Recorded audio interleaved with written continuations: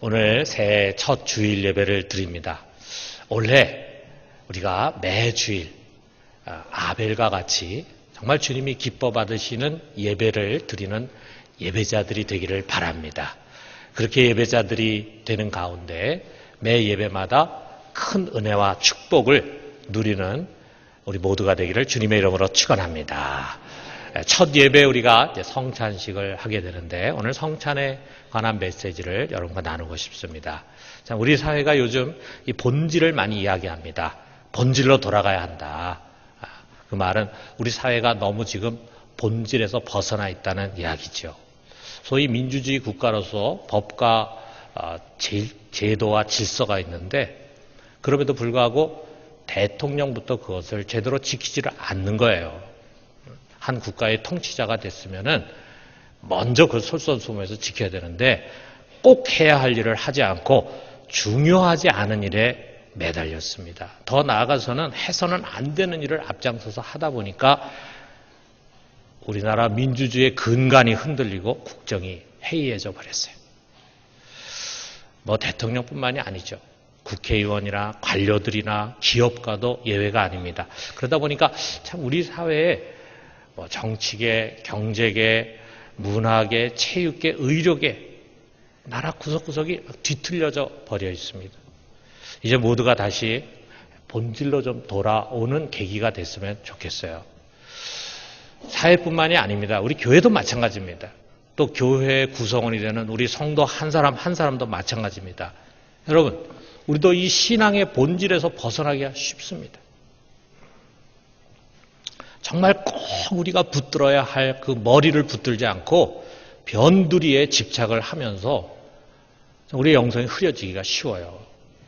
그러면은 교회로서 갖출 것을 다 갖추기도 하고 또 할 일을 하는 것 같지만 뒤틀려진 교회가 되기 쉽습니다.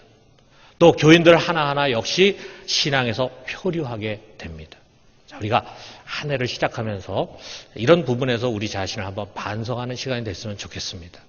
자, 그렇다면 신앙의 본질이 무엇인가? 본질, 다른 거 아닙니다. 예수 그리스도와 그의 십자가, 이것이 여러분과 저의 신앙의 본질입니다.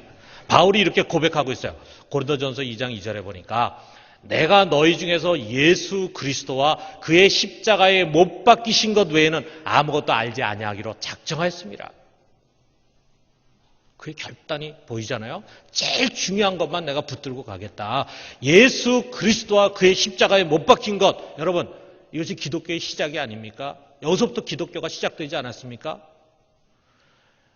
하나님의 경륜의 중심이 여기 있지 않습니까? 살고 죽는 문제가 여기에 달려있지 않습니까? 이 세상뿐만 아니라 영원한 세계가 여기에 좌우되는 거 아닙니까?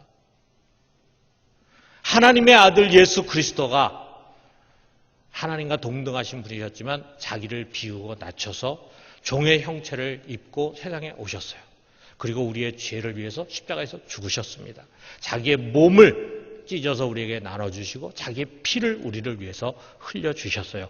이 십자가의 사건으로 말미암아 여러분과 제가 새로운 피조물로 새 생명으로 거듭나게 되고 이 땅에 교회가 세워지게 된 것입니다. 마치 6월절 어린 양이 이스라엘이라고 하는 나라의 시작이 된 것처럼 십자가는 우리의 신앙의 본질이고 교회가 세워지는 근거고 또한 우리 그리스도인의 삶의 지침서입니다.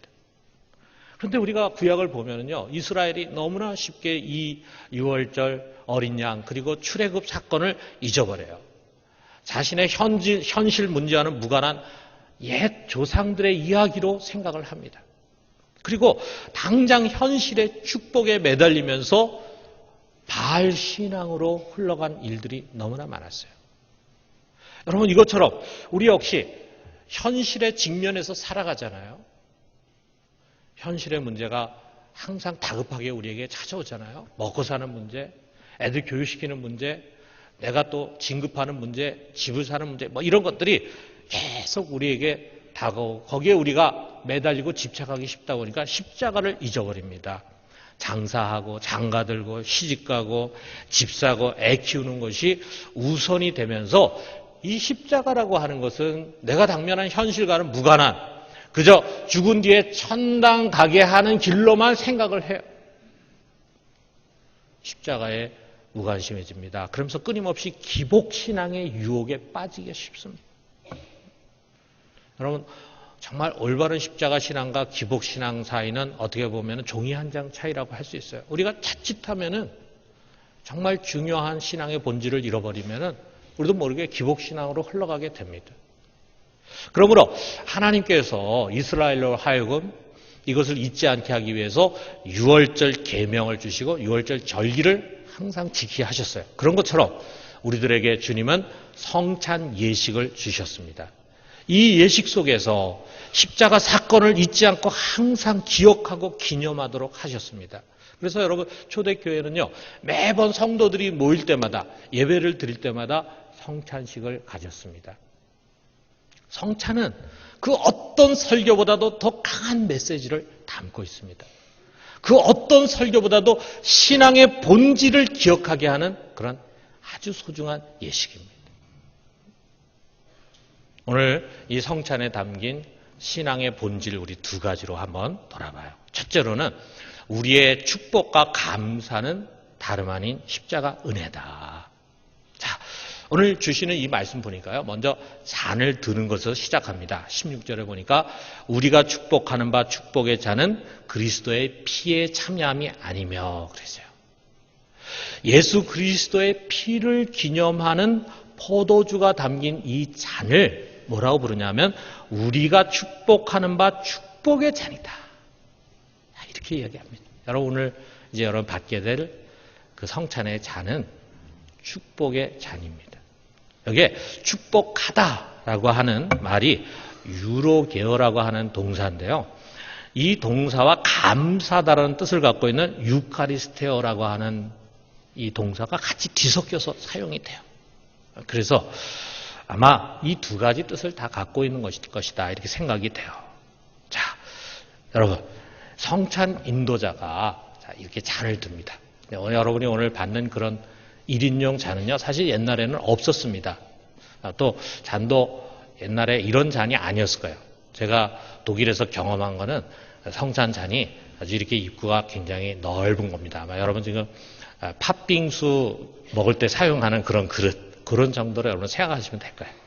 거기다가 이렇게 포도주를 잔뜩 부어가지고 먼저 인도하는 사람이 그것을 번쩍 이렇게 들고 하나님 감사를 드립니다. 감사의 기도를 드리면서 그 다음에 축복의 말을 합니다.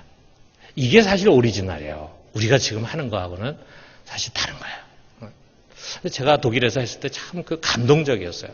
이렇게 사람이 많지 않으니까 그게 가능하죠. 이렇게 삥 둘러서 가지고 자 이렇게 성찬을 하는데 이렇게 잔을 들고 자기 옆 사람에게, 그러니까 우리 지금처럼 장로님이나 목사님들이 다 이렇게 나눠주는 게 아니라 우리 평신도들 다 같이 자기 옆 사람에게 나눠줄 때 그냥 주는 게 아니라 뭐라 그러냐면은 크리스티 블루트 피어디 게고센 이렇게 말합니다. 여러분을 당신을 위해서 흘린 그리스도의 피입니다. 이렇게 주는 거예요. 그러면 그 사람은 아멘 하고 받습니다. 자, 여러분 한번 생각해 보세요. 우리는 그냥 쭉 아무 말도 안 하고 나눠주잖아요. 그러면 여러분 아무 말도 안 하고 그것을 이렇게 받잖아요. 근데 뭐라고 말을 하냐면 당신을 위해서 흘린 주님의 피입니다. 그러면 그것을 받으면서 아멘 하고 받고 이게 맞아요. 그리고 자기도 자기 옆 사람에게 당신을 위해서 흘린 주님의 피입니다. 이렇게 벌써 다르잖아요. 다 받는 순간 나를 위해서 흘리신 우리 주님의 피. 그러니까 그것이 축복이라 축복. 축복, 서로를 이게 축복을 하는 것입니다. 축복과 감사. 그런 점에서 우리가 오늘 나누는 이 성찬의 잔은 감사와 축복의 잔입니다. 자, 이 잔을 마심으로 우리는 예수 그리스도의 피에 참여하는 것입니다. 여기에 참여한다라는 이 코이노니아라고 하는 말은 참여한다와 아울러 교제한다라고 하는 그런 뜻이 있어요. 그래서 무슨 뜻이냐면 이 잔을 마심으로 내 죄를 위해서 흘리신 그리스도의 보혈의 풍성한 은혜와 축복 가운데로 내가 들어간다 라고 하는 그런 뜻이에요. 자, 여러분, 여기서 우리는 이 잔을 축복의 잔이다, 감사의 잔이다 부른다고 할 때 무엇이 축복이고 무엇이 감사인가라고 하는 것을 한번 돌아볼 필요가 있습니다. 특별히 우리가 이제 이 시점이 되면은 어제 여기 많은 분들이 송구 영신 예배에 이제 참여를 했습니다. 자, 한 해를 보내고 새해를 맞이하면서 우리의 자세는 한 해 동안 주님께서 베푸신 은혜에 감사하고 그 다음에 새해를 맞이하면서는 복을 갈망합니다. 여러분, 올 새해 복을 갈망하고 또 서로 복을 축복하는 그런 인사를 우리가 같이 나눴습니다. 자, 그런데 우리가 무엇을 우리가 감사할 은혜는 무엇이고 우리가 갈망하고 바라야 할 복은 무엇인가? 여러분, 만약에 우리가 하나님께 무엇인가를 감사한다고 할 때 우리의 감사가 병이 낫고 합격하고 승진하고 돈 벌고 집 산 것으로 가득하고 그런 것을 축복받은 것과 그렇지 못한 것의 기준으로 생각한다면 여러분, 우리는 우리도 모르는 사이에 복음의 은혜에서 멀어져 있는 것입니다. 당연히 그런 것도 우리의 감사의 대상이죠. 그런데 늘 그런 것으로만 우리가 감사를 찾으려고 하고 그런 것이 없으면 우리가 감사할 것이 없는 것처럼 생각하는 것은 복음이 무엇인가라고 하는 것, 복음의 참된 의미를 아직 깨닫지 못한 것이라 이거예요. 여러분, 우리가 진정 복음을 깨달은 성령의 사람이라면 무엇이 하나님의 은혜의 근원이고 축복의 셈인지 알 것입니다. 다른 무엇이 아니라 바로 이 축복의 잔, 그리스도께서 날 위해 쏟으신 그 피가 담긴 잔이 바로 은혜의 근원입니다. 우리가 이것을 마시고 그 안에 그 은혜에 참여할 수 있는 그것이 바로 축복입니다. 그 피로 인해서 내 죄가 씻어지고 그리고 거듭나게 되고 그리고 영생을 얻게 된 그것이 우리의 감사의 제목입니다. 여러분, 이 축복과 감사는요, 어떤 환경과 여건에서도 변하지 않습니다. 이것은 우리가 세상에서 누릴 수 있는 현세적인 그 어떤 복보다도 훨씬 더 크고 귀하고 값진 것입니다. 우리가 부유하건 가난하건 또는 형통하건 가시밭길을 가건 우리는 여전히 축복을 받은 사람들이고 그리고 은혜의 사람들입니다.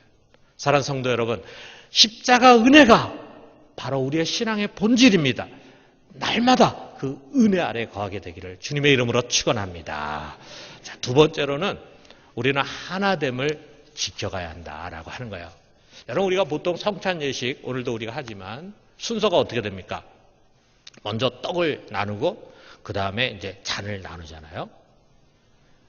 우리가 어떻게 그런 순서를 하게 되냐면 복음서에 또 고린도전서 11장 23절 이후에 소개되는 예수님의 최후의 만찬이 그 순서거든요. 먼저 예수님께서 떡을 나눈 다음에 그 다음에 식후에 이제 잔을 나누셨다 이거예요. 그런데 자, 오늘 우리가 읽은 이 본문은 거꾸로 되어 있습니다. 먼저 잔을 나누고 그 다음에 떡을 나누는 이야기로 되어 있어요.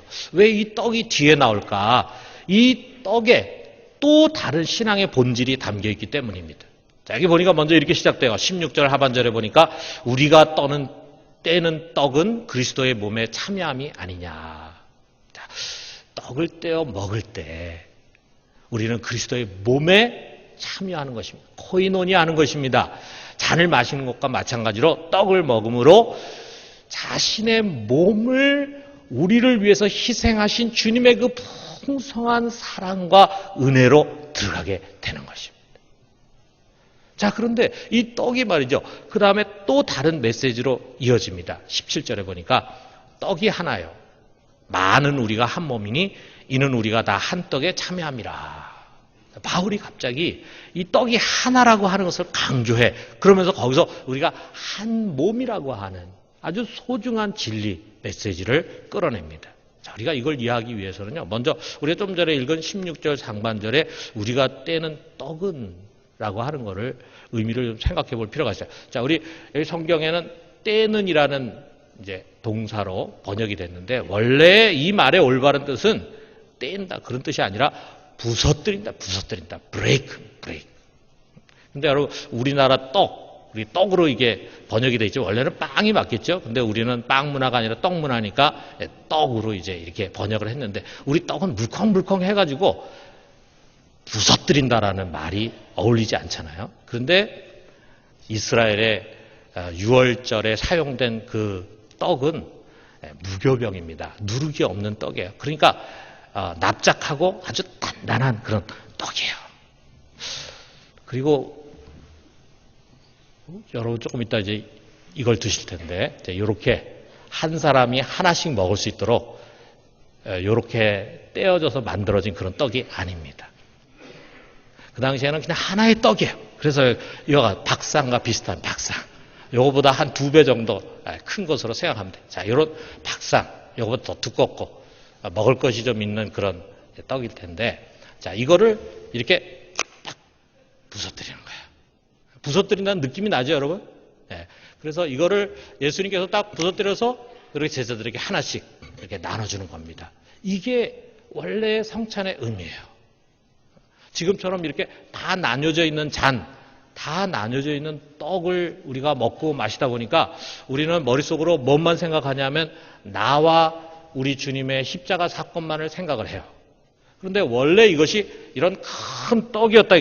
이런 큰 떡에서 이렇게 잘라가지고 한 사람씩 나눠서 주는 것이 원래 성찬이라 이거죠. 지금 바울이 그것을 이야기하고 있는 것입니다.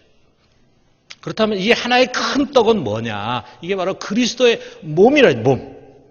십자가에서 못 박히고 우리를 위해서 찢겨주신 그분의 살, 그것이 바로 이 떡이잖아요. 그러나 여기서 한 걸음 더 나아갑니다. 우리를 위해서 찢겨주신 십자가 위에서 상처난 그 살만을 의미하는 것이 아니라 이 그리스도의 몸이 또 뭐냐? 그리스도의 몸은 교회다. 교회. 교회가 살아있는 그리스도의 몸입니다. 교회. 그리고 이 몸인 교회는 수많은 지체들로 이루어져 있어요. 그 지체가 뭐냐? 바로 교인들입니다. 교인들 한 사람 한 사람이 지체고 그런 교인들이 모여가지고 교회가 됩니다. 마치 여러 떡 조각들이 모여가지고 하나의 큰 떡이 되는 것처럼 십자가의 은혜를 체험하고 믿음으로 거듭나고 성령의 세례를 받은 그런 지체들이 서로 유기적으로 연결된 것이 교회, 곧 그리스도의 몸이라고 하는 거예요. 그러니까 여러분, 참 이 성찬 의식 속에는요, 기독론이 있고 또 구원론이 있을 뿐만 아니라 교회론이 담겨져 있어요. 참 얼마나 이 예식 속에 깊은 하나님의 메시지가 담겨져 있는지 모릅니다. 그런데 자, 교회를 이루고 있는 이 작은 조각조각이 되는 이 지체들의 특징이 뭐냐? 자, 여러분 제가 여기 지금 이렇게 잘랐지만요. 이게 자른 것들이 크기도 다르고 모양도 다 다르잖아요. 그런 것처럼 자, 이 지체들의 가장 중요한 특징은 뭐냐면 다르다라고 하는 거예요. 다르다. 자, 여기에 앉아서 예배드리는 우리 교인들 다 다른 사람들. 은사도 다르고 직임도 다르고 또 역할과 기능도 다 다르고 기질도 다르고 외모도 다르고 생각과 처지도 다 다릅니다. 이 다르다라고 하는 것이 교회 지체들의 가장 중요한 특징이에요. 우리가 그 다르다는 걸 인정해야 돼요. 그 다음에 또 다른 것이 뭐냐 하면은 동시에 하나다라고 하는 거예요. 우리가 다름에도 불구하고 우리는 다 같은 은혜를 받은 십자가의 사람들입니다. 아버지도 하나입니다. 주님도 한 분입니다. 그리고 우리가 같이 받은 성령도 하나입니다. 우리의 믿음도 하나입니다. 자, 그러니까 교회라는 것은 뭐냐 하면 하나이면서 동시에 다양한 것, 통일성, 유니티와 아울러서 다양성, 버라이어티를 갖고 있는 것이 교회다라고 하는 거예요. 그래서 여러분 이 다양성이라는 게 갈등의 소지가 돼요. 우리가 자기하고 똑같은 사람, 똑같은 생각, 똑같은 가치관, 똑같은 성품을 갖고 있는 사람하고 같이 있으면 편하죠. 생각도 같고 또 마음 씀씀이도 같고 그러니까 잘 통하죠. 그런데 전혀 나하고 다른 기질도 다르고 생각도 다르고 사고방식도 다르고 자라온 교육 환경도 다른 사람하고 같이 있으면 갈등이 되기가 쉽습니다. 서로의 마음이 맞지 않고 기질과 성격이 부딪혀 심지어는 서로 경쟁의 대상으로 여기게 돼. 나보다 더 능력 있는 친구, 더 교인들로부터 인정받는 친구, 더 높은 자리에 있는 친구, 이런 식으로 우리가 생각하기 쉽다 이거예요. 자, 이것은 전부 다 육신의 소욕입니다. 우리가 이런 육신의 소욕에 충실하다 보면은요, 반드시 다툼이 일어나게 되고 거기서 나뉘기 마련입니다. 분열이 일어난다 이거예요. 그래서 여러분 우리가 주위에 있는 교회들 중에 보면은 분열이 일어나서 막 찢겨지고 나뉘어지고 큰 상처를 입는 교회들의 모습이 있잖아요. 또 교단이 분열되는 일도 있잖아요. 자, 이런 건 뭐냐면 서로 달라서가 아니라 그 다른 다양성을 믿음으로 소화하지 못하기 때문에 생기는 일입니다. 그런데 우리 속에 있는 성령은요, 끊임없이 서로 다른 우리를 하나로 묶어주십니다. 여러분, 이것이 바로 성령의 소욕이에요. 우리 육신의 소욕은 나뉘려고 하지만 성령의 소욕은 우리를 하나로 묶으려고 합니다. 이 뜻을 따라서 하나가 되게 하는 일을 우리가 해야 되는데 이것이 굉장히 많은 노력이 필요한 것이라 이거죠. 에베소 4장 2절에서 3절에 보면은, 자, 우리 같이 한번 읽어봅시다. 모든 겸손과 온유로 하고 오래 참음으로 사랑 가운데서 서로 용납하고 평안에 매는 줄로 성령이 하나 되게 하신 것을 힘써 지키라. 성령이 우리를 하나로 부르셨는데 그것을 우리가 지키려면 아주 힘을 써야 합니다. 우리가 분열되고 나뉘어지고 다투는 것은요, 노력하고 힘쓰지 않아도 그냥 우리 육체 본능이기 때문에 쉽게 돼요. 그렇지만 우리가 서로 다른 것이 하나가 되려고 하는 것은요, 우리 육체 본능이 아니기 때문에 그것을 거슬러 가는 것이기 때문에 굉장히 노력을 해야 돼요. 힘을 다해 지켜야 합니다. 특별히 누구보다도 믿음이 더 있는 사람, 성숙한 사람, 성령께 순종할 줄 아는 사람들에게 먼저 주시는 명령입니다. 이런 사람들의 역할이 참 중요해요. 그리고 교회를 건강하게 참 하나된 은혜로운 공동체로 세워가는 그 힘은 주로 어디서 나오느냐 하면은 그 교회의 리더가 된 사람들의 믿음의 자세에서 나오게 돼 있어요. 우리 교회 안에 보면은요, 믿음이 어리고 미성숙하고 육신적인 그리스도인들이 있습니다. 어디나 다 있습니다. 이들은 성령에 순종하기 어렵습니다. 자기가 잘못하고 있음에도 불구하고 잘못한다고 생각을 못 가져요. 성령께서 너 그러면 안 된다라고 얘기하는데 그걸 들을 수 있는 귀가 없어. 자기 하고 싶은 대로 해. 이런 사람들이 있다 이거예요. 그렇기 때문에 영적으로 성장한 사람들이 더 용납해줘야 합니다. 더 져줘야 합니다. 더 온유해야 합니다. 더 참고 인내해야 합니다. 더 손해를 봐야 합니다. 더 십자가를 져야 합니다. 그래야 우리의 교회 공동체가 하나가 될 수 있어요. 이 공동체를 건강하고 아름다운 나무와 같은 하나된 공동체가 되게 하려면요, 그 교회에 믿음이 좋은 사람들이 십자가를 져야 합니다.